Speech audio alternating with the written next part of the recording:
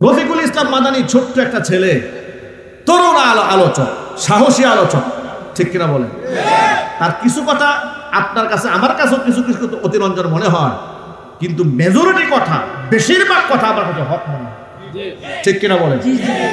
অনেকেই বলে ছোট মুখে বড় কথা। আরে বেটা, ওকে তো আল্লাহ বানাইছে ছোট করে, কিন্তু ঈমান তো তোমার সাথে অনেক বড়। ওর দেহ ছোট হলে কি হবে? তুমি ছোট ছোট বলে যাকে তুচ্ছ করো, নিজের একটু আয়নায় দেখো। ও বাতিলের বিরুদ্ধে যা বলতে পেরেছে সারা এই মাত্র 5 বছরে, তুমি 50 বছরও তা বলতে সাহস পাও। সুতরাং এমন ব্যক্তির সমালোচনা অন্ততপক্ষে তোমার মতো লোকের মুখে মানে না। চিল্লা বল, ঠিক কিনা বলে? এই লোকটাকে ধরে নিয়ে করলা কি তোমরা?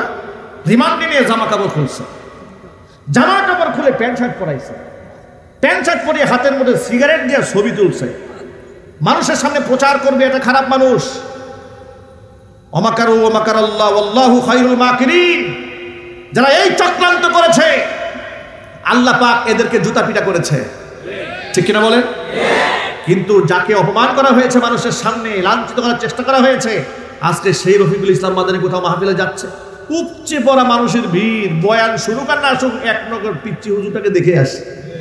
সুবহানাল্লাহ বলবেন না? এগুলোকে টাকা পয়সা দিয়ে হয় না, হিংসা করে হয় না, এগুলো আল্লাহর পক্ষ থেকে আসে। এই সহজ জিনিসটা বোঝেন। এটা একটা দাবি ছিল, নারী এবং পুরুষের কর্মসংস্থান ভিন্ন হতে হবে, ঠিক কিনা বলে? আমাদের মেয়েরা লেখাপড়া করার দরকার আছে না নাই? ছেলেদের লেখাপড়ার দরকার আছে না নাই? দাবি ছিল এটা, ছেলে এবং মেয়েদের জন্য ভিন্ন কর্মসংস্থান, ভিন্ন শিক্ষা প্রতিষ্ঠান। অবশ্যই ছেলে মেয়ে সহজ শিক্ষার বিরুদ্ধে দাবি তুলেছিল এদেশের হযরত উলামায়ে কেরাম। প্রত্যেকটা দাবি কোরআন এবং সুন্নাহর মানে উত্তীর্ণ। চিল্লায় কোন আল্লাহু আকবার। এই সমস্ত দাবি যে সমস্ত আলেমরা করেছিল, তারা কি রাষ্ট্রের ক্ষতি চেয়েছে না ভালো চেয়েছে? আরো জোরে বলেন। রাষ্ট্র ধর্ম ইসলাম ছিল, আছে, থাকবে, দাবি ছিল। এটা কি অন্যায় দাবি না লিগ্যাল দাবি? আরো চিল্লায় বলেন। এই রকম যৌক্তিক 13টি শরঈ মানদণ্ডে উত্তীর্ণ 13টি দাবি হযরত উলামায়ে কেরাম পেশ করেছিলেন, আন্দোলন করেছিলেন, রক্ত দিয়েছিলেন। কিন্তু শাপলা চত্বরে এমন নিষ্ঠুরভাবে, নির্মমভাবে গভীর রাতে আলেমদের উপরে এমন বেশি জলকামান নিক্ষেপ করা হলো, গুলি নিক্ষেপ করা হলো। অসংখ্য আলেম ওলামা, তালিবুল ইলম, তাহাজ্জুদ গুজারের নামাজের মধ্যে তারা রত ছিলেন, তাদেরকে বুক ঝাঁঝরা করে ফেলা হলো। এমনকি ওই সমস্ত শহীদদের লাশগুলাকে গুম করার জন্য ট্রাকের মধ্যে উঠিয়ে বিভিন্ন ডাস্টবিনে নিক্ষেপ করা হলো, বিভিন্ন নদীর মধ্যে ফেলে দেওয়া হলো। যাত্রাবাড়ির যে ময়লার বাগান আছে, সেখানে দীর্ঘ 3 মাস পরে শুধু কঙ্কাল আর কঙ্কাল পাওয়া গেল। প্রশাসনের তৎকালীন যুগে দায়িত্বশীল লোকেরা বলেছে, সিটি কর্পোরেশনের ময়লার ফেলার যে গাড়িগুলো আছে, গাড়ি ভরে ভরে লাশগুলো নিয়ে গেছে। এরপরে পানি দিয়ে ধুয়ে শাপলা চত্বরকে পরিষ্কার করে ফেলা হলো। এমন নির্মম ঘটনাকে স্বীকার করে নিয়ে স্বৈরাচারের এক কুখ্যাত মন্ত্রীর নাম আব্দুর রাজ্জাক, যে কুলাঙ্গারটা 2 দিন আগে অ্যারেস্ট হয়েছে, আদালত চত্বরে গিয়ে নাকি কান্নাকাটিও করেছে। তুমি কান্নাকাটি করে কোনো লাভ নাই, তোমার কুকর্মের রেকর্ড আমাদের কাছে আছে। এই সেই কুলাঙ্গার আব্দুর রাজ্জাক যে বলেছে 5 মে শাপলা চত্বরে রাত 2টার পরে এই সমস্ত জঙ্গি, রাষ্ট্রদ্রোহী, মোল্লা, মৌলবাদ, এদেরকে এমন পিটানো দেওয়া হয়েছে, স্যান্ডেল ছাড়া আর কিছু খুঁজে পাওয়া যায় নাই। নাউজুবিল্লাহ পড়েন। মানে একে তো মেরেছে, মেরেও ওদের দিলের ক্ষোভ বেটে নেয়। বলার ঢং এত নৃশংস, এমন জঘন্যভাবে বলেছে যে স্যান্ডেল ছাড়া কিছু খুঁজে পাওয়া যায় নাই। আপনারা কি একটু আন্দাজ করতে পারেন? তারা বলেছে এরা হচ্ছে পাকিস্তানের প্রেতাত্মা। এই আলেম ওলামারা, এরা হচ্ছে স্বাধীনতা বিরোধী, পাকিস্তানের প্রেতাত্মা। অত্যন্ত বিনয়ের সাথে আপনাদের কাছে একটা প্রশ্ন, এই দেশের একজন আলেমও কি পাকিস্তানে আশ্রয় নিয়েছে? একটু জোরে বলতে হবে। আরো চিল্লায় বলেন। পাকিস্তানের পক্ষে স্লোগান দিয়েছে? পাকিস্তানের কোনো স্বার্থ উদ্ধারে এদেশের মুসলমানরা কাজ করেছে? কিন্তু যারা আমাদেরকে পাকিস্তানের প্রেতাত্মা বলেছে তারা যে কাফের বেঈমানদের গোলাম এবং ওদের প্রেতাত্মা, এতে কোনো সন্দেহ নেই। ওরা আমাদেরকে পাকিস্তানের দালাল বলেছে, আমরা পাকিস্তানের দালাল নই। তোমরা ভারতের পা চাটা গোলাম এবং কুকুর। তোমরা ভারতের যে এমন কুকুর ছিল তার প্রমাণ তোমাদের বিপদে ভারত তোমাদেরকে কুলে উঠায় নিয়েছে। আলেমদের বিপদে কোনো আলেম পাকিস্তান যায় নাই। এর দ্বারা প্রমাণ হয় আলেমরা জেল খেটেছে, জরিমানা দিয়েছে, ফাঁসির মঞ্চে উঠেছে, কিন্তু পাকিস্তান আশ্রয় দেয়নি, আশ্রয় গ্রহণ করেওনি, যাওয়ার চিন্তাও এদেশের আলেমরা করেনি। আর তোমরা সামান্য বিপদ দেখেই লাভ দিয়া মামু বাড়ি দিল্লি যাওয়ার ধান্দা করেছো, অনেকে আশ্রয় নিয়েছে। এর দ্বারা প্রমাণ হয় তোমরা কাফের বেঈমানদের সারা জীবন গোলামি করেছো। তোমাদের মনিবরা বিপদের সময় তোমাদেরকে আশ্রয় দিয়েছে। সুতরাং প্রিয় যুবক ভাইয়েরা, কথা পরিষ্কার, ওরা সারা জীবন আলেমদের বিরুদ্ধে কাজ করেছে। কথা কি সত্য না অসত্য? আর চিল্লাই বলেন। এই সত্যকে উপলব্ধি করার পরে এখন মূল কথা আসি। আলেম ওলামাদের উত্থানকে তারা ঠেকাতে চেয়েছে, মিটিয়ে দিতে চেয়েছে, কারণ তারা এই দেশে কোরআন আসুক তারা চায় না।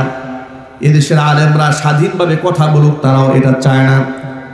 এই যে আজকে আমি আপনাদের সামনে এখানে বসে বয়ান করছি, গাজীপুর সিটির মহানগরের অসংখ্য মাহফিল তারা আমার ক্যান্সেল করে দিয়েছিল। তাদের বক্তব্য ছিল আব্দুর রহিম আল মাদানী উস্কানিমূলক কথাবার্তা বলেন, এই জন্য তার বক্তব্য চলবে না। আমার প্রশ্ন হচ্ছে, আমার সমস্ত বয়ানগুলো রেকর্ড আছে, আমার কোন বয়ানে কি ধরনের উস্কানি আছে একটু আপনারা বের করে দেন। উস্কানি আমি কাদের বিরুদ্ধে দিয়েছি? যারা আমার আল্লাহকে গালি দিয়েছে তাদের বিরুদ্ধে কথা বলেছি, রসুলের বিরুদ্ধে কথা বলেছে তাদের বিরুদ্ধে আমি কথা বলেছি, কোরআনের বিরুদ্ধে যারা আইন করতে গেছে তাদের বিরুদ্ধে কথা বলেছি। মুসলমানদের দেশে রাস্তায় রাস্তায় মূর্তি বানাতে তোমরা গিয়েছিলে, আমরাই নিষেধ করেছি। এটা যদি অন্যায় হয়ে থাকে, এটার নাম যদি উস্কানি হয়ে থাকে, জীবন থাকবে যতদিন উস্কানি দিয়ে যাব ততদিন। কাকে তোমরা উস্কানিমূলক কথাবার্তা বলছো? কাকে বলছো? আমরা এই রাষ্ট্রের কি ক্ষতি করেছি? এমন কি ক্ষতি করেছে যে আমাদেরকে তোমরা মাহফিল থেকে ধরে নিয়ে গিয়ে হাতের মধ্যে শিকল পরিয়ে গরুর রশি দিয়ে টেনে টেনে আদালতের প্রাঙ্গণে তোমরা হাজির করে আমাদেরকে অপমান করেছ। আমাদের কোমরের মধ্যে তোমরা রশি লাগিয়েছো। কি অপরাধ আমরা করেছিলাম? রাষ্ট্রের হাজার হাজার কোটি টাকা তোমরাই চুরি করেছ। কথা বলো। মেট্রো রেলের টাকা তোমরাই চুরি করেছ, পদ্মা সেতুর টাকা তোমরাই চুরি করেছ। কথা বলেন, ঠিক কিনা বলেন? হজের মতো এমন গুরুত্বপূর্ণ ইবাদতের মধ্যে সিন্ডিকেট বসিয়ে তোমরাই হজের খরচ বাড়িয়ে এই দেশের নিরীহ মুসলমানদের জন্য হজ করা কঠিন তোমরাই বানিয়ে দিয়েছ। এই কাজগুলো তো আমরা করি নাই, ঠিক কিনা? তোমরাই করেছ। স্যাটেলাইট উঠিয়ে দিয়েছ তোমাদের বাবার নামে। স্যাটেলাইট উঠাই দিয়া বাংলাদেশের জন্য কি উপকার করেছ একটু হিসাব দাও বাংলার জনগণের কাছে। বিদ্যুৎ তোমরা প্রতিবেশী দেশ থেকে খরিদ করেছো, কয় টাকার বিদ্যুৎ কয় টাকা দিয়ে কিনেছো? তোমাদের অ্যাকাউন্টে হাজার হাজার কোটি টাকা পাচার হয়ে গেল। রাষ্ট্রকে তোমরা দেউলিয়া বানিয়ে ছাড়লা। এত অপরাধ করলে তোমরা, মানুষ মারলে তোমরা, খুন করলে তোমরা, আয়না ঘর বানালে তোমরা, গুম করলে তোমরা, আর অপরাধী হয়ে গেলাম আমরা আলেমরা। মনে রেখো, দিন কিন্তু একটা থাকে না। তিলকাল আইয়ামু নুদাবিলুহা বাইনান নাস। দিন আল্লাহর হাতে, আল্লাহ যখন খুশি পরিবর্তন করে দিতে পারেন। যার প্রমাণ আল্লাহ পাক দান করেছেন, যার নিয়ামত আল্লাহ পাক আমাদের দান করেছেন। আজকে কোথায় ওই স্বৈরাচারের দোসরেরা যারা মাহফিলে এসে বড় বড় বক্তব্য দিত? এই যে আজকে আমার নামটা আপনারা সবার উপরে মোটা করে লিখেছেন। স্বৈরাচারীর আমলে এমন অসংখ্য ঘটনা আমার নিজের সাথে ঘটেছে। আমার নাম মূর্খ এক মন্ত্রীর নামের উপরে দিয়েছে। মন্ত্রীর লেসপন্সারেরা দৌড়ে আসছে কমিটির কাছে, তাড়াতাড়ি পোস্টার পরিবর্তন করেন। নেতার নাম নিচে কেন? নেতার নাম নিচে কেন? এই ঘটনা ঘটেছে কালিয়াকৈরে। আমি বললাম না বিস্তারিত। নেতার নাম নিচে কেন? পোস্টার কমিটি পরিবর্তন করতে বাধ্য হয়েছে। এরপরে নেতার নাম খুব মোটা করে উপরে দিয়ে আমার নামটা নিচে লিখেছে। এবং খুব ভালো করে খোঁজ খবর নিয়ে দেখলাম ওই নেতার চরিত্র একবারে ফুলের মতো পবিত্র, একেবারেই ফুলের মতো পবিত্র। নারীদের প্রতি যার ছিল মারাত্মক লিপ্সা, এমন বেনামাজি কট্টর আলেম বিদ্বেষী ইসলাম বিদ্বেষী নেতার নাম একটা আলেমের নামের উপরে দিয়ে তোমরা খুব মজা নেওয়ার চেষ্টা করেছ। তোমাদের মজার দিন শেষ হয়েছে, তোমাদের বিচার শুরু। আওয়াজ নাই কেন? স্বৈরাচারী হাসিনার বিরুদ্ধে গ্রেফতারি পরোয়ানা জারি হয়েছে আজকে। এই লেটের সংবাদ আপনারা ভুলে গেলে তো হবে না। মিষ্টি বিতরণ হওয়া দরকার আগে থেকে। যে ট্রাইব্যুনাল তারা গঠন করেছে আলেমদেরকে ফাঁসি দেওয়ার জন্য, সেই ট্রাইব্যুনালে স্বৈরাচারী হাসিনার ফাঁসি হবে। কি আপনারা কি খুশি না বেজার? কম না বেশি? যদি ন্যায্য বিচার করা হয়, একবার ফাঁসি দিলে হবে না, তাকে যদি 1000 বার ফাঁসি দেওয়া হয়। ওই সমন্বয়ক আব্দুল্লাহ হাসানাত বলেছে, ওই ইয়াং ছেলেটা বলেছে যে সে যে অন্যায় করেছে 100 বার করে ফাঁসি দিলেও এর প্রায়শ্চিত্ত হবে না। আমি আমার ভাষায় বলি, 100 বার নয়, 1,00,000 বার ফাঁসি দিলেও প্রায়শ্চিত্ত হবে না।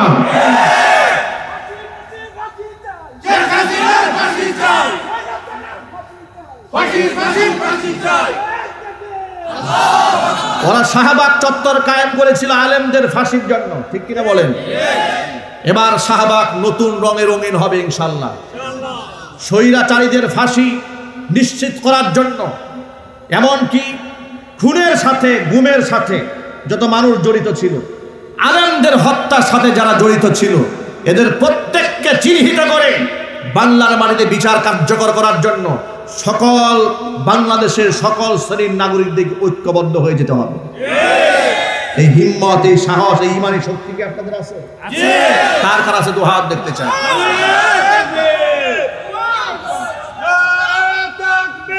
আল্লাহু আকবার। অন্যায়ের বিরুদ্ধে ফাঁসি চাই, ফাঁসি চাই, শেখ হাসিনার ফাঁসি চাই। দুনিয়ার মুসলিম এক হও, এক হও।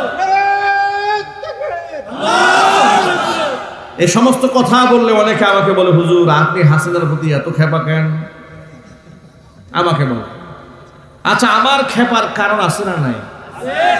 এই কারণটা কি অমূলক, অযৌক্তিক না যৌক্তিক? আমাকে মামলা দিয়েছে, আমাকে কি মামলা দিয়েছে শুনেন, আমাকে মামলা দিয়েছে, মাহফিল থেকে ধরে নিয়ে গিয়ে মামলা দিছে যে আমি গোপন বৈঠকে ছিলাম, আমার পকেটে তারা 16টা ককটেল পাইছে। মামলা যে পুলিশ আমাকে নিয়ে যাচ্ছে, জিজ্ঞেস করলাম আমার অপরাধটা বলেন, হুজুর কিচ্ছু বলতে পারবে না, সব উপরের নির্দেশ।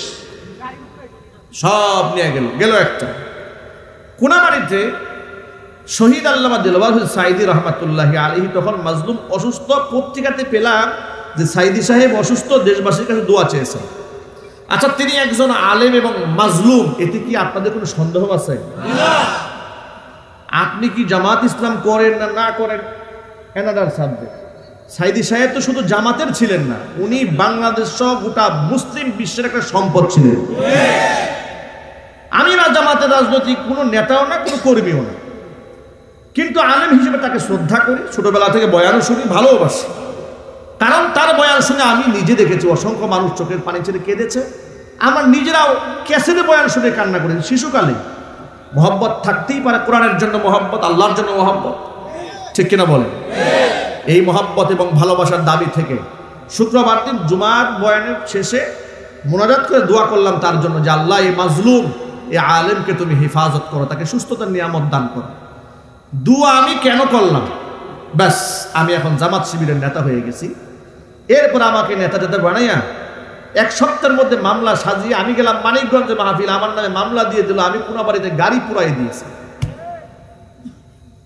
বলেন আমাদের সাথে যদি একের পর এক এইভাবে টর্চার করে থাকে, একের পর এক আমাদের মতো দায়িত্বশীল আলেম ওলামাদেরকে দিনের পর দিন ভিক্ষুকের মতো, ফকিরের মতো আদালত প্রাঙ্গণে দাঁড় করে রেখে দিয়েছে, আমাদের সমস্ত ব্যস্ততাকে তারা ধ্বংস করে দিয়েছে, আমাদের সুখ শান্তিকে তারা শেষ করে দিয়েছিল। শুধু কি তাই, জুমার মসজিদ পুলিশ দিয়ে ঘেরাও দিয়েছে।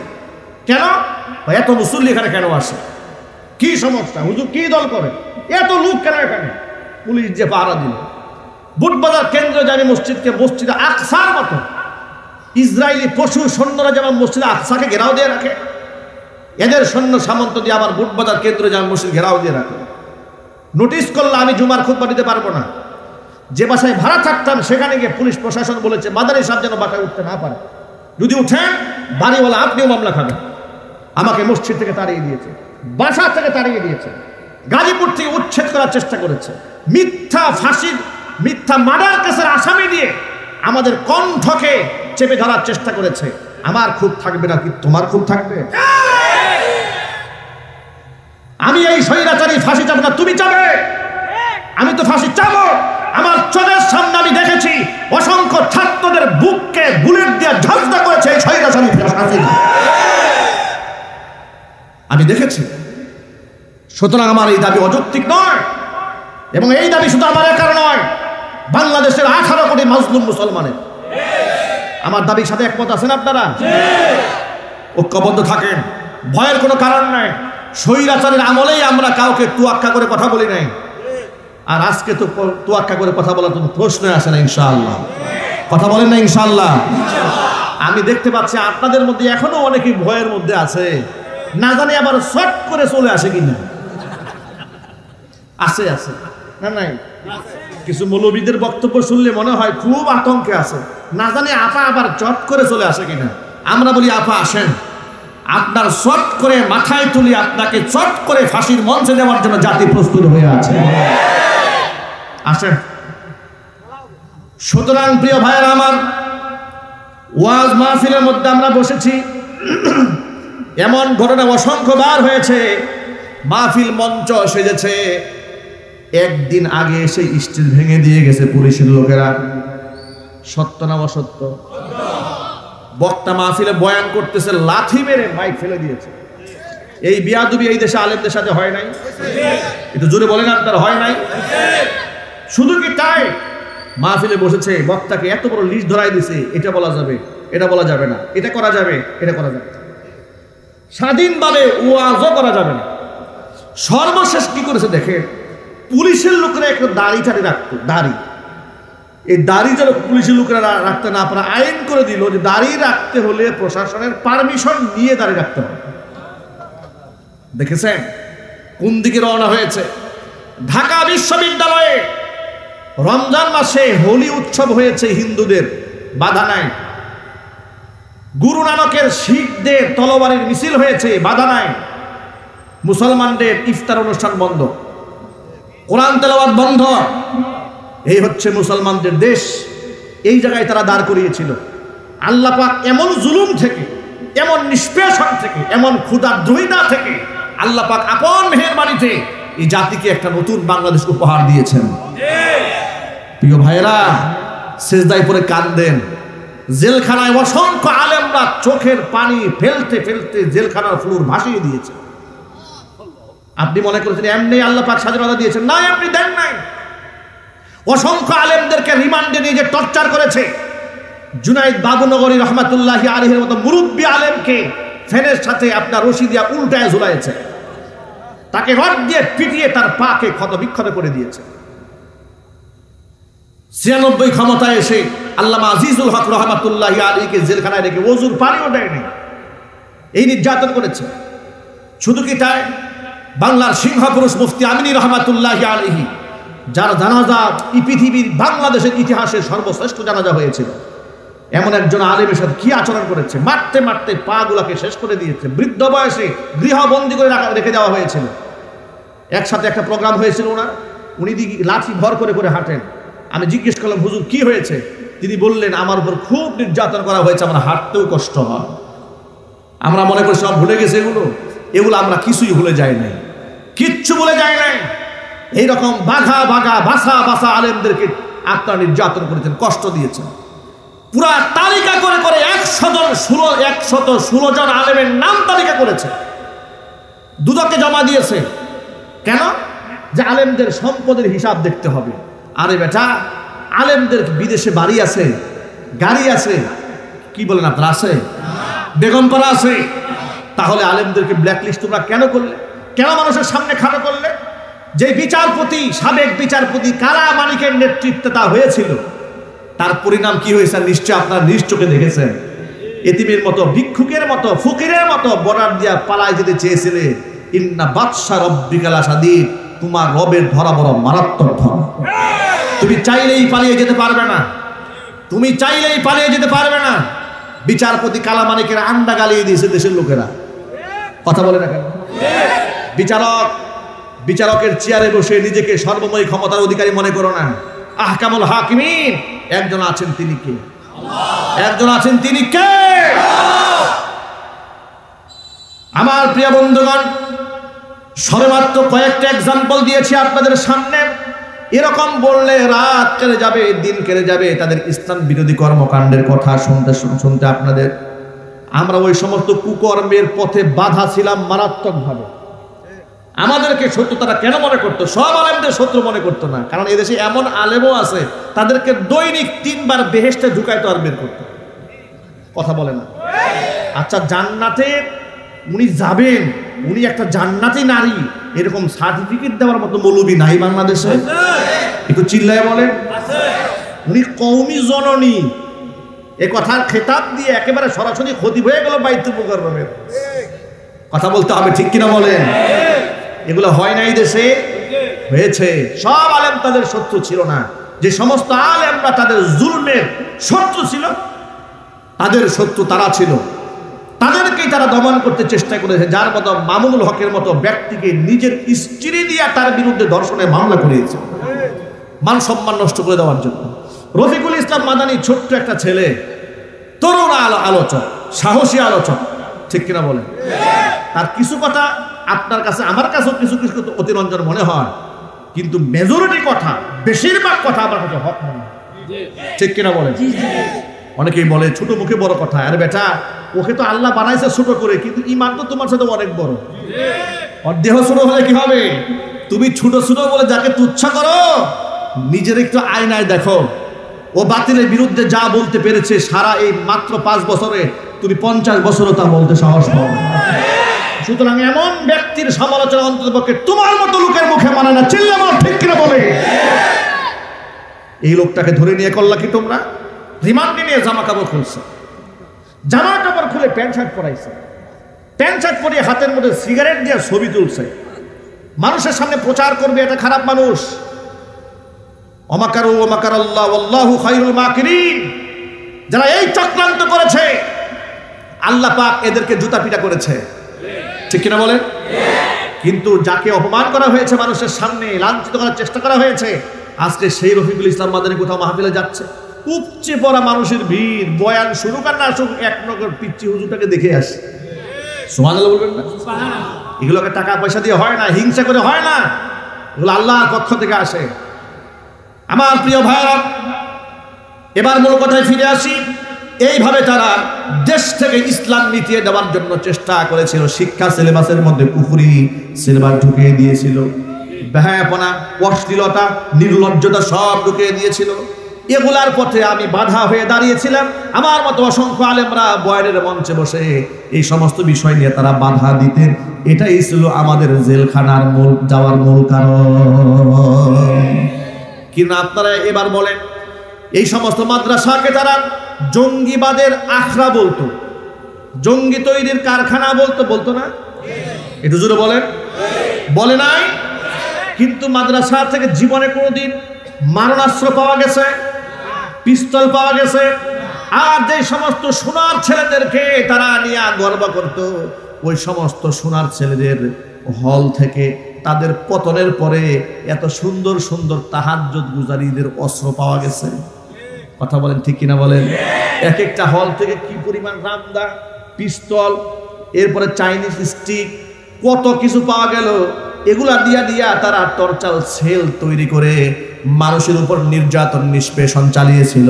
আমি আমার ভাইদেরকে বলছি, ভাইরা আমার, আল্লাহ পাক স্বাধীনতা দান করেছেন, স্বাধীনভাবে বাংলাদেশের ইসলামের প্রচার হবে ইনশাআল্লাহ। নিজের সন্তানদেরকেও আমরা কাপুরুষ বেঈমান বানাতে চাই না, আমরা একজন সাচ্চা ইমানদার তৈরি করতে চাই ইনশাআল্লাহ। বলেন, সন্তান যদি কোরআনে কারিমের ধারক হয়, বাহক হয়, সম্মান আপনি পাবেন দুনিয়াতে, সম্মান পাবেন আখিরাতে। কি সম্মান হবেন শোনেন। এই দুনিয়াতে দেখবেন ছোট্ট ছেলে হাফেজ হয়েছে, মানুষ তার নাম ধরা বাদ দিয়া তাকে হাফেজ সাহেব বলতে শুরু করে দেয়, বলে না? যদি বলুন বলে না? ছোট্ট ছেলেকে কি বলে? হাফেজ সাহেব বলে। দেখেন নাম বলা বাদ দিয়ে দিয়েছে, হাফেজ সাহেব হয়ে গেছে। সুবহানাল্লাহ, কি সম্মান! আমি আলহামদুলিল্লাহ অনেক ছোটবেলায় হাফেজ হয়েছে, 11 বছর বয়সে। তো বিভিন্ন মসজিদে গেলে হাফেজ সাহেব বলে বলে লোকেরা টেনে সামনের কাতারে দাঁড় করাই দিত, হাফেজ সাহেব আছে। এই একটা সম্মান একমাত্র কোরআনের কারণে আল্লাহ পাক দান করেছিলেন। সুবহানাল্লাহ বলেন। কোরআন হচ্ছে সম্মানের প্রতীক। কোরআন মাজিদ আল্লাহ রাব্বুল আলামিন বলেছেন, কুল বিফাদলিল্লাহি ওয়া বিরাহমাতিহি ফাবিযালিকা ফালইফরাহু ওয়া খায়রুম মিম্মা ইয়াজমাউন। অনবীজি আপনি বলেন তারা যেন দুইটা জিনিস দিয়ে খুশি হয়ে যায়। একটা জিনিসের নাম হচ্ছে কোরআন, একটা জিনিসের নাম ইসলাম। কোরআন নিয়ে মানুষ যেন খুশি হয়ে যায়। ওয়া খায়রুম মিম্মা ইয়াজমাউন, এই পৃথিবীতে তারা বৈশ্বিক যে সমস্ত সম্পদকে তারা জমা করে, সকল সম্পদের চাইতে কোরআন হচ্ছে শ্রেষ্ঠ সম্পদ। জোরে কোন সুবহানাল্লাহ। আল্লাহর নবী সাল্লাল্লাহু আলাইহি ওয়াসাল্লাম বলেছেন, আল কুরআনু গিনান লা ফাকরা বাদা। কোরআন এমন একটা ধন, এমন এক ধনাঢ্য সম্পদ, এই কোরআন যার সিনার মধ্যে হাসিল হয়ে যায়, লা ফাকরা বাদাহু, ওই ব্যক্তির জীবনে আর কোনো দারিদ্রতাই থাকে না। যার কোরআন আছে সে পৃথিবীর শ্রেষ্ঠ ধনী। আল্লাহু আকবার বলেন। দুনিয়াতে কোরআনওয়ালার সম্মান আছে। আল্লাহর হাবিবের একজন বিখ্যাত সাহাবী, তার নাম উবাই ইবনে কাব রাদিয়াল্লাহু তাআলা আনহু। ইন্নাহু কানা কাতিবাল ওহী, তিনি ওহী লেখক সাহাবী ছিলেন, তিনি ওহী লিখে রাখতেন। আল্লাহ নবী সাল্লাল্লাহু আলাইহি ওয়াসাল্লাম একদিন উবাই ইবনে কাবকে ডেকে বলছেন, উবাই আমারনি আযজা ওয়া জাল্লা আন আকরা আলাইকা লাম ইয়াকুনিল্লাযীনা কাফারু মিন আহলিল কিতাব। ও উবাই, আল্লাহ আমাকে নির্দেশ প্রদান করেছেন আমি যেন তোমাকে সূরা বাইয়িনা তেলাওয়াত করে শোনাই। উবাই ইবনে কাব বড় অবাক হয়ে গেলেন। তিনি বলেন, ইয়া রাসূলুল্লাহ, আওয়াজ সাম্মানি, আল্লাহ যে আমাকে আপনাকে নির্দেশ দিয়েছে কোরআন শোনাবার জন্য, আওয়াজ সাম্মানি ইয়া রাসূলুল্লাহ, আল্লাহ কি তার কুদরতি জবানে আমার নামটা উচ্চারণ করেছে নাকি? তিনি বলেন, বালা, হ্যাঁ নিশ্চয়ই আল্লাহ তোমার নাম ধরে তোমাকে কোরআন শোনাতে বলেছে। আল্লাহু আকবার বলেন। এই সম্মান উবাই ইবনে কাব কেন পেয়েছিলেন জানেন? ইন্নাহু কানা মুআল্লিমাল কোরআন। উবাই ইবনে কাব কোরআনে কারীমের শিক্ষক ছিলেন। সুবহানাল্লাহ। নবীজি সাল্লাল্লাহু আলাইহি ওয়াসাল্লামের ইন্তেকালের পরে উবাই ইবনে কাব রাদিয়াল্লাহু তাআলা আনহু মসজিদে নববীতে খাতমে তারাবির নামাজের ইমামতি করতেন। সুবহানাল্লাহ। সুতরাং প্রিয় ভাইরা, কোরআনে কারীমের বিরাট সম্মান আছে। সুতরাং আজকে বৈষম্য বিরোধী ছাত্র আন্দোলনের গণ অভ্যুত্থানের এই ফসল, এই স্বাধীনতা অর্জনের পরে আগামী বাংলাদেশ যদি কোরআনে কারীমের বাংলাদেশ বানাতে হয়, এটা চিৎকার চেঁচামেচি করে হবে না। নিজের ঘর থেকে কোরআনের এক একটা করে সৈনিক তৈরি করতে হবে, ঠিক কিনা?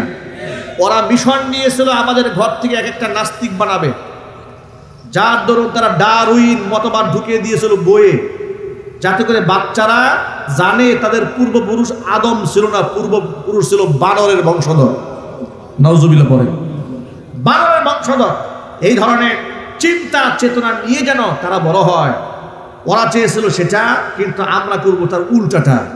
আমরা প্রমাণ করে দেব আমাদের সন্তানেরা বানরের বংশধর নয়, আমাদের সন্তানরা হযরত আদম আলাইহিস সালাতু ওয়াস সালামের বংশধর।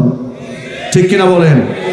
আমরা আমাদের সন্তানদেরকে, আগামী প্রজন্মকে যদি কোরআনের কারীমের তালিম দিতে পারি ইনশাআল্লাহ, তাহলে আমাদের এক একটা ঘর থেকে কোরআনে কারীমের এক একটা পাহলওয়ান তৈরি হবে, এক একটা সৈনিক তৈরি হবে, এক একটা খুঁটি তৈরি হবে, যে খুঁটির উপর দ্বীন ও ইসলাম এই বাংলার জমিনে কায়েম হয়ে যাবে ইনশাআল্লাহ।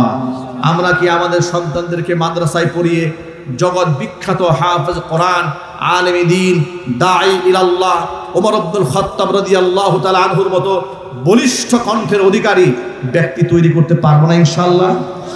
চেষ্টাকে আসি, কারা কারা হাত দেখি, কারা কারা চেষ্টা করবেন? মাশাআল্লাহ, আল্লাহ তুমি কবুল করে নাও। জোরে কোন এই সহজ জিনিসটা বোঝেন। এটা একটা দাবি ছিল, নারী এবং পুরুষের কর্মসংস্থান ভিন্ন হতে হবে, ঠিক কিনা বলে? আমাদের মেয়েরা লেখাপড়া করার দরকার আছে না নাই? ছেলেদের লেখাপড়ার দরকার আছে না নাই?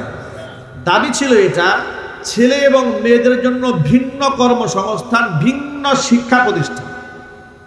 অবশ্যই ছেলে মেয়ে সহজ শিক্ষার বিরুদ্ধে দাবি তুলেছিল এদেশের হযরত উলামায়ে কেরাম। প্রত্যেকটা দাবি কোরআন এবং সুন্নাহর মানে উত্তীর্ণ। চিল্লায় কোন আল্লাহু আকবার।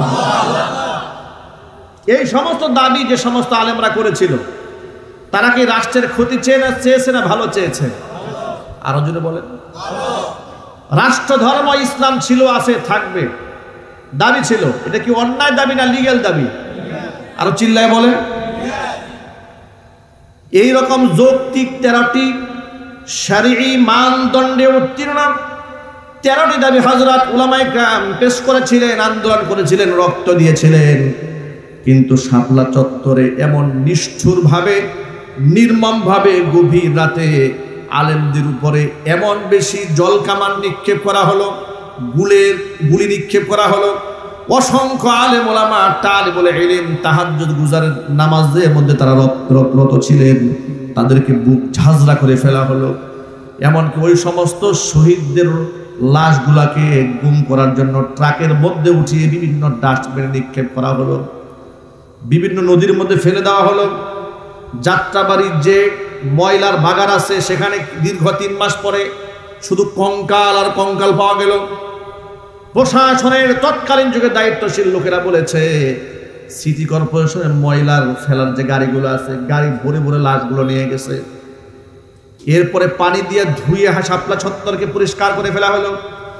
এমন নির্মম ঘটনাকে স্বীকার করে নিয়ে স্বৈরাচারের এক কুখ্যাত মন্ত্রীর নাম আব্দুর রাজ্জাক, যে কুলাঙ্গারটা 2 দিন আগে অ্যারেস্ট হয়েছে, আদালত চত্বর গিয়া নাকি কান্নাকাটিও করেছে। তুমি কান্নাকাটি করে কোনো লাভ নাই, তোমার কুকর্মের রেকর্ড আমাদের কাছে আছে।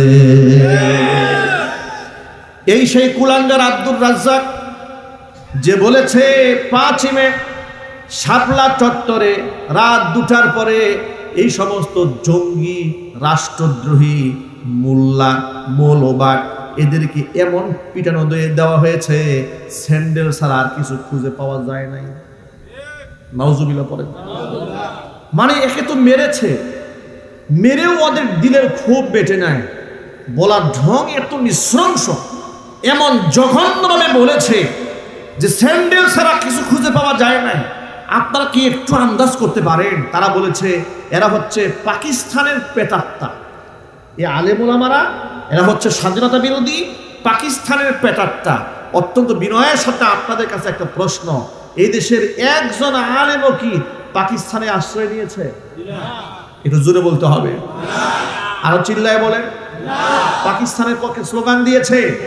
পাকিস্তানের কোনো স্বার্থ উদ্ধারে এদেশের মুসলমানরা কাজ করেছে? কিন্তু যারা আমাদেরকে পাকিস্তানের প্রেতাত্মা বলেছে, তারা যে কাফের বেঈমানদের গোলাম এবং ওদের প্রেতাত্মা, এতে কোনো সন্দেহ নেই। ওরা আমাদেরকে পাকিস্তানের দালাল বলেছে, আমরা পাকিস্তানের দালাল নই। তোমরা ভারতের 5 আটা গোলাম এবং কুকুর। তোমরা ভারতের যে এমন কুকুর ছিলে, তার প্রমাণ তোমাদের বিপদে ভারত তোমাদেরকে কুলে উঠায় নিয়েছে। আলেমদের বিপদে কোনো আলেম পাকিস্তান যায় নাই। এর দ্বারা প্রমাণ হয় আলেমরা জেল খেটেছে, জরিমানা দিয়েছে, ফাঁসির মঞ্চে উঠেছে, কিন্তু পাকিস্তান আশ্রয় দেয়নি, আশ্রয় গ্রহণ করেওনি, যাওয়ার চিন্তাও এদেশের আলেমরা করেনি। আর তোমরা সামান্য বিপদ দেখেই লাভ দিয়া মামু বাড়ি দিল্লি যাওয়ার ধান্দা করেছো, অনেকে আশ্রয় নিয়েছে। এর দ্বারা প্রমাণ হয় তোমরা কাফের বেঈমানদের সারা জীবন গোলামি করেছো। তোমাদের মনিবরা বিপদের সময় তোমাদেরকে আশ্রয় দিয়েছে। সুতরাং প্রিয় যুবক ভাইরা, কথা পরিষ্কার, ওরা সারা জীবন আলেমদের বিরুদ্ধে কাজ করেছে। কথা কি সত্য না অসত্য? আর চিল্লাই বলেন। এই সত্যকে উপলব্ধি করার পরে এখন মূল কথা আসি। আলেম ওলামাদের উত্থানকে তারা ঠেকাতে চেয়েছে, মিটিয়ে দিতে চেয়েছে, কারণ তারা এই দেশে কোরআন আসুক তারা চায় না। এদেশের আলেমরা স্বাধীনভাবে কথা বলুক, তারাও এটা চায় না। এই যে আজকে আমি আপনাদের সামনে এখানে বসে বয়ান করছি, গাজীপুর সিটির মহানগরের অসংখ্য মাহফিল তারা আমার ক্যান্সেল করে দিয়েছিল। তাদের বক্তব্য ছিল আব্দুর রহিম আল মাদানী উস্কানিমূলক কথাবার্তা বলেন, এই জন্য তার বক্তব্য চলবে না। আমার প্রশ্ন হচ্ছে, আমার সমস্ত বয়ানগুলো রেকর্ড আছে, আমার কোন বয়ানে কি ধরনের উস্কানি আছে একটু আপনারা বের করে দেন। উস্কানি আমি কাদের বিরুদ্ধে দিয়েছি? যারা আমার আল্লাহকে গালি দিয়েছে তাদের বিরুদ্ধে কথা বলেছি, রসুলের বিরুদ্ধে কথা বলেছে তাদের বিরুদ্ধে আমি কথা বলেছি, কোরআনের বিরুদ্ধে যারা আইন করতে গেছে তাদের বিরুদ্ধে কথা বলেছি। মুসলমানদের দেশে রাস্তায় রাস্তায় মূর্তি বানাতে তোমরা গিয়েছিলে, আমরাই নিষেধ করেছি। এটা যদি অন্যায় হয়ে থাকে, এটার নাম যদি উস্কানি হয়ে থাকে, জীবন থাকবে যতদিন উস্কানি দিয়ে যাব ততদিন। কাকে তোমরা উস্কানিমূলক কথাবার্তা বলছো? কাকে বলছো? আমরা এই রাষ্ট্রের কি ক্ষতি করেছি? এমন কি ক্ষতি করেছে যে আমাদেরকে তোমরা মাহফিল থেকে ধরে নিয়ে গিয়ে হাতের মধ্যে শিকল পরিয়ে গরুর রশি দিয়ে টেনে টেনে আদালতের প্রাঙ্গণে তোমরা হাজির করে আমাদেরকে অপমান করেছ, আমাদের কোমরের মধ্যে তোমরা রশি লাগিয়েছো। কি অপরাধ আমরা করেছিলাম? রাষ্ট্রের হাজার হাজার কোটি টাকা তোমরাই চুরি করেছ। কথা বলো। মেট্রো রেলের টাকা তোমরাই চুরি করেছ, পদ্মা সেতুর টাকা তোমরাই চুরি করেছ। কথা বলেন, ঠিক কিনা বলেন? হজের মতো এমন গুরুত্বপূর্ণ ইবাদতের মধ্যে সিন্ডিকেট বসিয়ে তোমরাই হজের খরচ বাড়িয়ে এই দেশের নিরীহ মুসলমানদের জন্য হজ করা কঠিন তোমরাই বানিয়ে দিয়েছ। এই কাজগুলো তো আমরা করি নাই, ঠিক কিনা? তোমরাই করেছ। স্যাটেলাইট উঠিয়ে দিয়েছ তোমাদের বাবার নামে। স্যাটেলাইট উঠাই দিয়া বাংলাদেশের জন্য কি উপকার করেছ একটু হিসাব দাও বাংলার জনগণের কাছে। বিদ্যুৎ তোমরা প্রতিবেশী দেশ থেকে খরিদ করেছো, কয় টাকার বিদ্যুৎ কয় টাকা দিয়ে কিনেছো? তোমাদের অ্যাকাউন্টে হাজার হাজার কোটি টাকা পাচার হয়ে গেল। রাষ্ট্রকে তোমরা দেউলিয়া বানিয়ে ছাড়লা। এত অপরাধ করলে তোমরা, মানুষ মারলে তোমরা, খুন করলে তোমরা, আয়না ঘর বানালে তোমরা, গুম করলে তোমরা, আর অপরাধী হয়ে গেলাম আমরা আলেমরা। মনে রেখো, দিন কিন্তু একটা থাকে না। তিলকাল আইয়ামু নুদাবিলুহা বাইনান নাস। দিন আল্লাহর হাতে, আল্লাহ যখন খুশি পরিবর্তন করে দিতে পারেন। যার প্রমাণ আল্লাহ পাক দান করেছেন, যার নিয়ামত আল্লাহ পাক আমাদের দান করেছেন। আজকে কোথায় ওই স্বৈরাচারের দোসরেরা যারা মাহফিলে এসে বড় বড় বক্তব্য দিত? এই যে আজকে আমার নামটা আপনারা সবার উপরে মোটা করে লিখেছেন। স্বৈরাচারীর আমলে এমন অসংখ্য ঘটনা আমার নিজের সাথে ঘটেছে। আমার নাম মূর্খ এক মন্ত্রীর নামের উপরে দিয়েছে। মন্ত্রীর লেসপন্সারেরা দৌড়ে আসছে কমিটির কাছে, তাড়াতাড়ি পোস্টার পরিবর্তন করেন। নেতার নাম নিচে কেন? নেতার নাম নিচে কেন? এই ঘটনা ঘটেছে কালিয়াকৈরে। আমি বললাম না বিস্তারিত। নেতার নাম নিচে কেন? পোস্টার কমিটি পরিবর্তন করতে বাধ্য হয়েছে। এরপরে নেতার নাম খুব মোটা করে উপরে দিয়ে আমার নামটা নিচে লিখেছে। এবং খুব ভালো করে খোঁজ খবর নিয়ে দেখলাম ওই নেতার চরিত্র একবারে ফুলের মতো পবিত্র, একেবারেই ফুলের মতো পবিত্র। নারীদের প্রতি যার ছিল মারাত্মক লিপ্সা, এমন বেনামাজি, কট্টর আলেম বিদ্বেষী, ইসলাম বিদ্বেষী নেতার নাম একটা আলেমের নামের উপরে দিয়ে তোমরা খুব মজা নেওয়ার চেষ্টা করেছ। তোমাদের মজার দিন শেষ হয়েছে, তোমাদের বিচার শুরু। আওয়াজ নাই কেন? স্বৈরাচারী হাসিনার বিরুদ্ধে গ্রেফতারি পরোয়ানা জারি হয়েছে আজকে। এই লেটেস্ট সংবাদ আপনারা ভুলে গেলে তো হবে না। মিষ্টি বিতরণ হওয়া দরকার আগে থেকে। যে ট্রাইব্যুনাল তারা গঠন করেছে আলেমদেরকে ফাঁসি দেওয়ার জন্য, সেই ট্রাইব্যুনালে স্বৈরাচারী হাসিনার ফাঁসি হবে। কি আপনারা কি খুশি না বেজার? কম না বেশি? যদি ন্যায্য বিচার করা হয়, একবার ফাঁসি দিলে হবে না,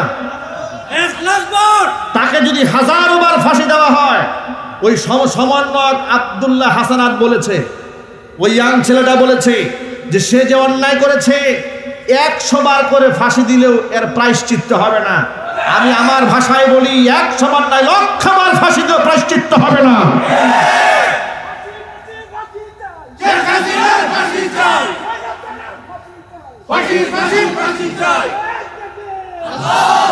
ওরা শাহবাগ চত্বর কায়েম করেছিল আলেমদের ফাঁসির জন্য, ঠিক কিনা বলেন? এবার শাহবাগ নতুন রঙে রঙিন হবে ইনশাল্লাহ। স্বৈরাচারীদের ফাঁসি নিশ্চিত করার জন্য, এমনকি খুনের সাথে গুমের সাথে যত মানুষ জড়িত ছিল, আলেমদের হত্যার সাথে যারা জড়িত ছিল এদের প্রত্যেককে চিহ্নিত করে বাংলার মাটিতে বিচার কার্যকর করার জন্য সকল বাংলাদেশের সকল শ্রেণীর নাগরিকদের ঐক্যবদ্ধ হয়ে যেতে হবে। এই হিম্মত, এই সাহস, এই ইমানি শক্তি কি আপনাদের আছে? কার কার আছে? দু হাত দেখতে চাই।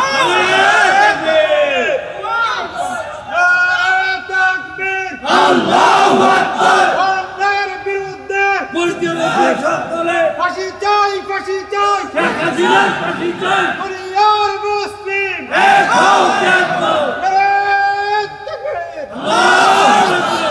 এই সমস্ত কথা বললে অনেকে আমাকে বলে, হুজুর আপনি হাসিনার প্রতি এত খেপা কেন?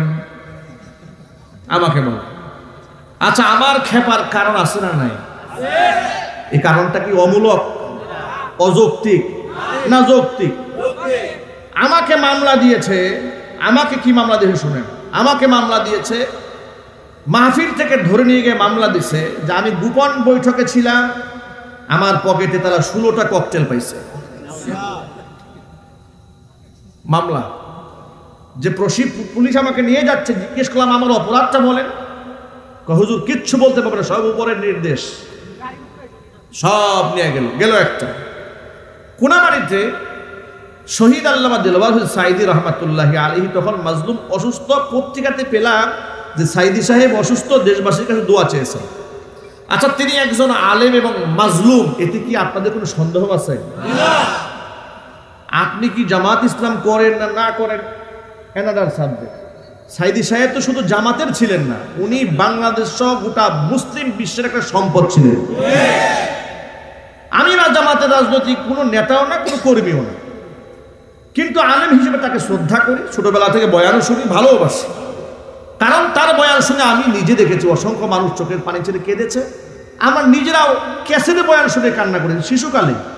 মহব্বত থাকতেই পারে, কোরআনের জন্য মহব্বত, আল্লাহর জন্য মহব্বত, ঠিক কিনা বলেন?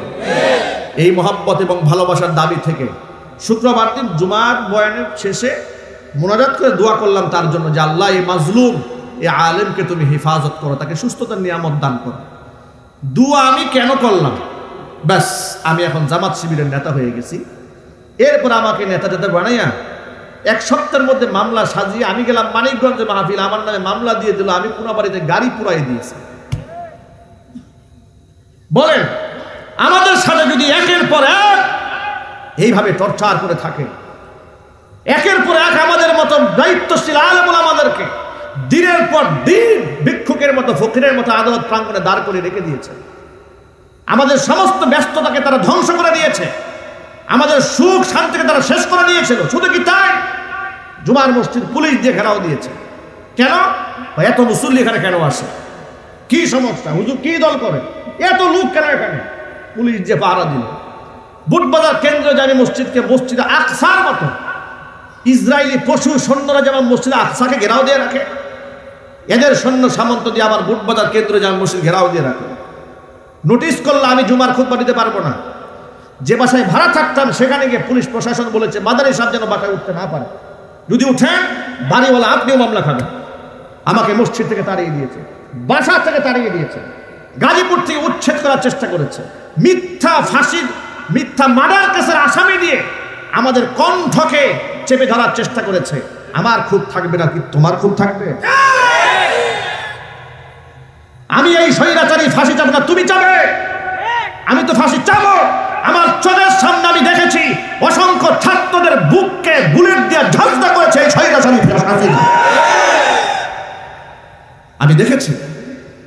সুতরাং আমার এই দাবি অযৌক্তিক নয়, এবং এই দাবি শুধু আমার একার নয়, বাংলাদেশের 18 কোটি মাজলুম মুসলমানের। আমার দাবির সাথে একমত আছেন আপনারা? ঐক্যবদ্ধ থাকেন, ভয়ের কোনো কারণ নাই। স্বৈরাচারের আমলেই আমরা কাউকে তুয়াক্কা করে কথা বলি নাই, আর আজকে তো তুয়াক্কা করে কথা বলার কোনো প্রশ্নই আসে না। ইনশাআল্লাহ কথা বলেন না ইনশাআল্লাহ? আমি দেখতে পাচ্ছি আপনাদের মধ্যে এখনো অনেকেই ভয়ের মধ্যে আছে, না জানি আবার শর্ট করে চলে আসে কিনা।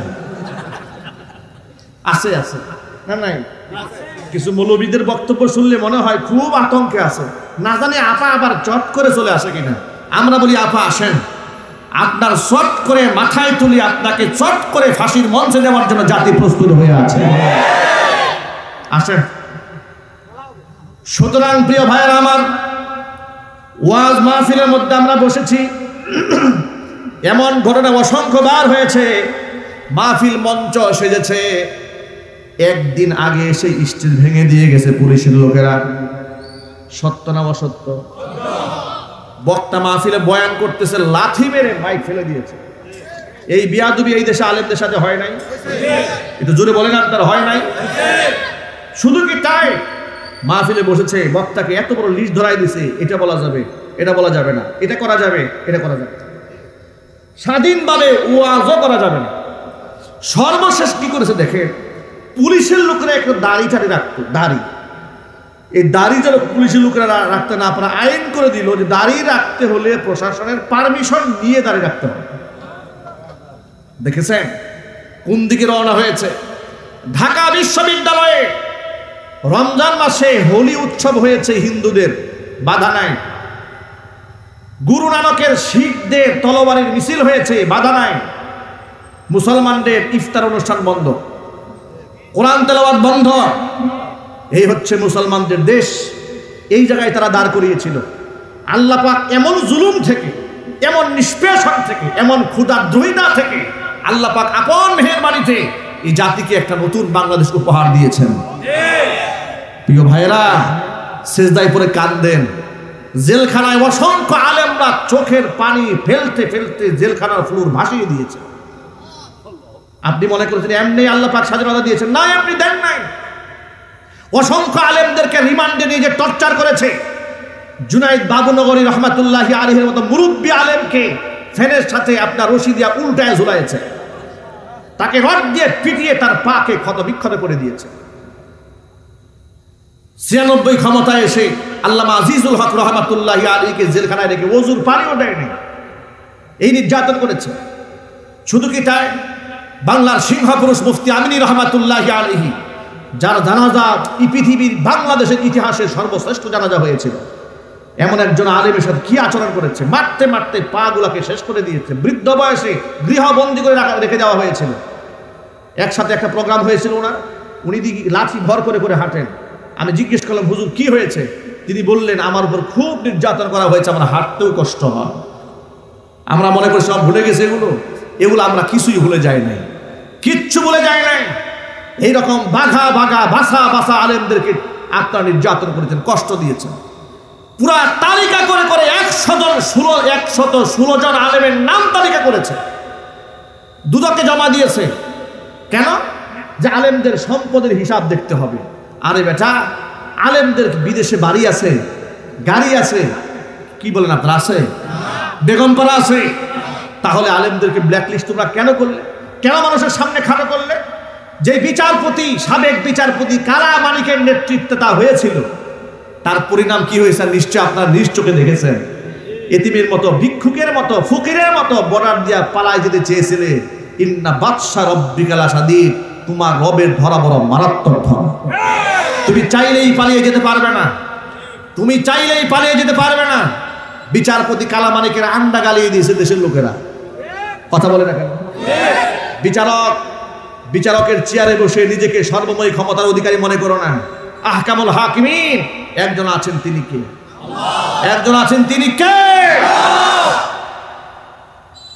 আমার প্রিয় বন্ধুগণ, সবেমাত্র কয়েকটা এক্সাম্পল দিয়েছি আপনাদের সামনে।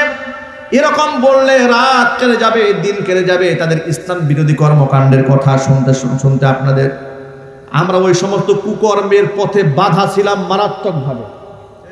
আমাদেরকে শত্রু তারা কেন মনে করতো? সব আলেমদের শত্রু মনে করতো না, কারণ এদেশে এমন আলেমও আছে তাদেরকে দৈনিক 3 বার বেহেশতে ঢুকাইতো আর বের করতো, কথা বলে না। আচ্ছা, জান্নাতে উনি যাবেন, উনি একটা জান্নাতি নারী, এরকম সার্টিফিকেট দেওয়ার মতো মৌলবী নাই বাংলাদেশে? একটু চিল্লায় বলেন। উনি কওমি জননী, এ কথার খেতাব দিয়ে একেবারে সরাসরি খতিব হয়ে গেল বাইতুল মুকাররমের। কথা বলতে হবে, ঠিক কিনা বলেন? এগুলো হয় নাই দেশে? হয়েছে। সব আলেম তাদের শত্রু ছিল না। যে সমস্ত আলেমরা তাদের জুলমের শত্রু ছিল, তাদের শত্রু তারা ছিল, তাদেরকেই তারা দমন করতে চেষ্টা করেছে। যার মতো মামুনুল হকের মতো ব্যক্তিকে নিজের স্ত্রী দিয়ে তার বিরুদ্ধে ধর্ষণের মামলা করিয়েছে, মান সম্মান নষ্ট করে দেওয়ার জন্য। রফিকুল ইসলাম মাদানী ছোট্ট একটা ছেলে, তরুণ আলোচক, সাহসী আলোচক, ঠিক কিনা বলে? তার কিছু কথা আপনার কাছে আমার কাছেও কিছু কিছু অতিরঞ্জন মনে হয়, কিন্তু মেজরিটি কথা, বেশিরভাগ কথা আমার কাছে হক মনে হয়, ঠিক কিনা বলে? অনেকেই বলে ছোট মুখে বড় কথা। আরে বেটা, ওকে তো আল্লাহ বানাইছে ছোট করে, কিন্তু ঈমান তো তোমার সাথে অনেক বড়। ওর দেহ ছোট হলে কি হবে? তুমি ছোট ছোট বলে যাকে তুচ্ছ করো, নিজের একটু আয়নায় দেখো। ও বাতিলের বিরুদ্ধে যা বলতে পেরেছে সারা এই মাত্র 5 বছরে, তুমি 50 বছরও তা বলতে সাহস পাও না। সুতরাং এমন ব্যক্তির সমালোচনা অন্ততপক্ষে তোমার মতো লোকের মুখে মানে না। চিল্লা বলো ঠিক কিনা বলে? এই লোকটাকে ধরে নিয়ে করলা কি তোমরা? রিমান্ডে নিয়ে জামা কাপড় খুলছে, জামা কাপড় খুলে প্যান্ট শার্ট পরাইছে, প্যান্ট শার্ট পরিয়ে হাতের মধ্যে সিগারেট দিয়ে ছবি তুলছে, মানুষের সামনে প্রচার করবে এটা খারাপ মানুষ। ওমাকারু ওমাকারাল্লাহ ওয়াল্লাহু খায়রুল মাকিরিন। যারা এই চক্রান্ত করেছে, আল্লাহ পাক এদেরকে জুতা পিটা করেছে, ঠিক কিনা বলেন? কিন্তু যাকে অপমান করা হয়েছে, মানুষের সামনে লাঞ্ছিত করার চেষ্টা করা হয়েছে, আজকে সেই রফিকুল ইসলাম মাদানী কোথাও মাহফিলে যাচ্ছে, উপচে পড়া মানুষের ভিড়, বয়ান শুরু কার না আসুক, এক নগর পিচ্চি হুজুরটাকে দেখে আসে। সুবহানাল্লাহ বলবেন না? এগুলোকে টাকা পয়সা দিয়ে হয় না, হিংসা করে হয় না, এগুলো আল্লাহর পক্ষ থেকে আসে। আমার প্রিয় ভাইরা, এবার মূল কথায় ফিরে আসি। এইভাবে তারা দেশ থেকে ইসলাম মিটিয়ে দেওয়ার জন্য চেষ্টা করেছিল। শিক্ষা সিলেবাসের মধ্যে কুফরি সিলেবাস ঢুকিয়ে দিয়েছিল, বেহায়াপনা, অশ্লীলতা, নির্লজ্জতা সব ঢুকিয়ে দিয়েছিল। এগুলার পথে আমি বাধা হয়ে দাঁড়িয়েছিলাম। আমার মতো অসংখ্য আলেমরা বয়ানের মঞ্চে বসে এই সমস্ত বিষয় নিয়ে তারা বাধা দিতেন। এটাই ছিল আমাদের জেলখানার যাওয়ার মূল কারণ। কিন্তু আপনারা এবার বলেন, এই সমস্ত মাদ্রাসাকে তারা জঙ্গিবাদের আখড়া বলতো, জঙ্গি তৈরির কারখানা বলতো না? একটু জোরে বলেন। বলে নাই? কিন্তু মাদ্রাসা থেকে জীবনে কোনোদিন মারণাস্ত্র পাওয়া গেছে, পিস্তল পাওয়া গেছে? আর যে সমস্ত সোনার ছেলেদেরকে তারা নিয়ে গর্ব করত, ওই সমস্ত সোনার ছেলেদের হল থেকে তাদের পতনের পরে এত সুন্দর সুন্দর তাহাজ্জুদ গুজারিদের অস্ত্র পাওয়া গেছে। কথা বলেন ঠিক কিনা বলেন? এক একটা হল থেকে কি পরিমাণ রামদা, পিস্তল, এরপরে চাইনিজ স্টিক, কত কিছু পাওয়া গেল। এগুলা দিয়া তারা টর্চার সেল তৈরি করে মানুষের উপর নির্যাতন নিষ্পেষণ চালিয়েছিল। আমি আমার ভাইদেরকে বলছি, ভাইরা আমার, আল্লাহ পাক স্বাধীনতা দান করেছেন, স্বাধীনভাবে বাংলাদেশের ইসলামের প্রচার হবে ইনশাআল্লাহ।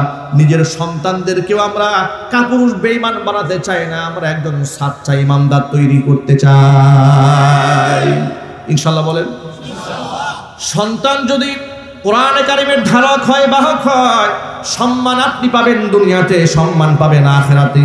কি সম্মান হবেন শোনেন। এই দুনিয়াতে দেখবেন ছোট্ট ছেলে হাফেজ হয়েছে, মানুষ তার নাম ধরা বাদ দিয়া তাকে হাফেজ সাহেব বলতে শুরু করে দেয়, বলে না? যদি বলুন, বলে না? ছোট্ট ছেলেকে কি বলে? হাফেজ সাহেব বলে। দেখেন, নাম বলা বাদ দিয়ে দিয়েছে, হাফেজ সাহেব হয়ে গেছে। সুবহানাল্লাহ, কি সম্মান! আমি আলহামদুলিল্লাহ অনেক ছোটবেলায় হাফেজ হয়েছে, 11 বছর হয়েছে। তো বিভিন্ন মসজিদে গেলে হাফেজ সাহেব বলে বলে লোকেরা টেনে সামনের কাতারে দাঁড় করাই দিত, হাফেজ সাহেব আছে। এই একটা সম্মান একমাত্র কোরআনের কারণে আল্লাহ পাক দান করেছেন। সুবহানাল্লাহ বলেন। কোরআন হচ্ছে সম্মানের প্রতীক। কোরআন মাজিদ আল্লাহ রাব্বুল আলামিন বলেছেন, কুল বিফাদলিল্লাহি ওয়া বিরাহমাতিহি ফাবিযালিকা ফালইফরাহু ওয়া খায়রুম মিম্মা ইয়াজমাউন।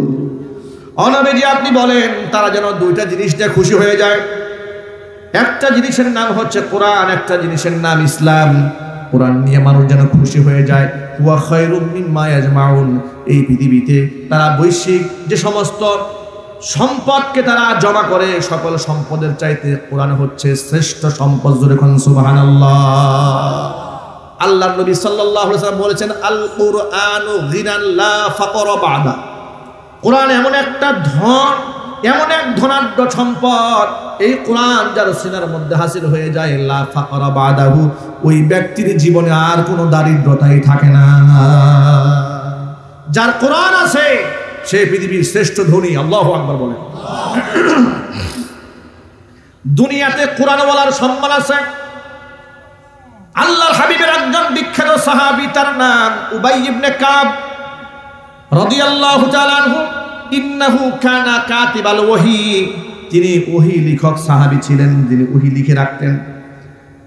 আল্লাহ নবী সাল্লাল্লাহু আলাইহি ওয়াসাল্লাম একদিন উবাই ইবনে কাবকে ডেকে বলছেন, উবাই, আমারনি আযজা ওয়া জাল্লা আন আকরা আলাইকা লাম ইয়াকুনিল্লাযীনা কাফারু মিন আহলিল কিতাব। ও উবাই, আল্লাহ আমাকে নির্দেশ প্রদান করেছেন আমি যেন তোমাকে সূরা বাইয়িনা তেলাওয়াত করে শোনাই। উবাই ইবনে কাব বড় অবাক হয়ে গেলেন। তিনি বলেন, ইয়া রাসূলুল্লাহ, আওয়াজ সাম্মানি, আল্লাহ যে আমাকে আপনাকে নির্দেশ দিয়েছে কোরআন শোনাবার জন্য, আওয়াজ সাম্মানি ইয়া রাসূলুল্লাহ, আল্লাহ কি তার কুদরতি জবানে আমার নামটা উচ্চারণ করেছে নাকি? তিনি বলেন, বালা, হ্যাঁ নিশ্চয়ই আল্লাহ তোমার নাম ধরে তোমাকে কোরআন শোনাতে বলেছে। আল্লাহু আকবার বলেন। এই সম্মান উবাই ইবনে কাব কেন পেয়েছিলেন জানেন? ইন্নাহু কানা মুআল্লিমাল কোরআন। উবাই ইবনে কাব কোরআনে কারীমের শিক্ষক ছিলেন। সুবহানাল্লাহ। নবীজি সাল্লাল্লাহু আলাইহি ওয়াসাল্লামের ইন্তেকালের পরে উবাই ইবনে কাব রাদিয়াল্লাহু তাআলা আনহু মসজিদে নববীতে খাতমে তারাবির নামাজের ইমামতি করতেন। সুবহানাল্লাহ। সুতরাং প্রিয় ভাইরা, কোরআনে কারীমের বিরাট সম্মান আছে। সুতরাং আজকে বৈষম্য বিরোধী ছাত্র আন্দোলনের গণ অভ্যুত্থানের এই ফসল, এই স্বাধীনতা অর্জনের পরে আগামী বাংলাদেশ যদি কোরআনে কারীমের বাংলাদেশ বানাতে হয়, এটা চিৎকার চেঁচামেচি করে হবে না। নিজের ঘর থেকে কোরআনের এক একটা করে সৈনিক তৈরি করতে হবে, ঠিক কিনা?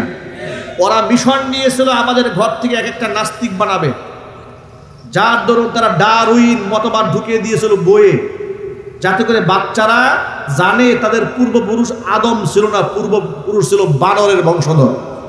নাউজুবিল্লাহ পড়ে, বানরের বংশধর। এই ধরনের চিন্তা চেতনা নিয়ে যেন তারা বড় হয়। ওরা চেয়েছিল সেটা, কিন্তু আমরা করব তার উল্টাটা। আমরা প্রমাণ করে দেব আমাদের সন্তানেরা বানরের বংশধর নয়, আমাদের সন্তানরা হযরত আদম আলাইহিস সালাতু ওয়াস সালামের বংশধর। ঠিক কিনা বলেন? আমরা আমাদের সন্তানদেরকে, আগামী প্রজন্মকে যদি কোরআনের কারীমের তালিম দিতে পারি ইনশাআল্লাহ, তাহলে আমাদের এক একটা ঘর থেকে কোরআনে কারীমের এক একটা পাহলওয়ান তৈরি হবে, এক একটা সৈনিক তৈরি হবে, এক একটা খুঁটি তৈরি হবে, যে খুঁটির উপর দ্বীন ও ইসলাম এই বাংলার জমিনে কায়েম হয়ে যাবে ইনশাআল্লাহ। আমরা কি আমাদের সন্তানদেরকে মাদ্রাসায় পড়িয়ে জগৎ বিখ্যাত হাফেজ কোরআন, আলেম দ্বীন, দাঈ ইলাল্লাহ ওমর ইবনুল খাত্তাব রাদিয়াল্লাহু তাআলা আনহুর মতো বলিষ্ঠ কণ্ঠের অধিকারী ব্যক্তি তৈরি করতে পারবো না ইনশাআল্লাহ? চেষ্টাকে আসি, কারা কারা হাত দেখি, কারা কারা চেষ্টা করবেন? মাশাআল্লাহ, আল্লাহ তুমি কবুল করে নাও। জোরে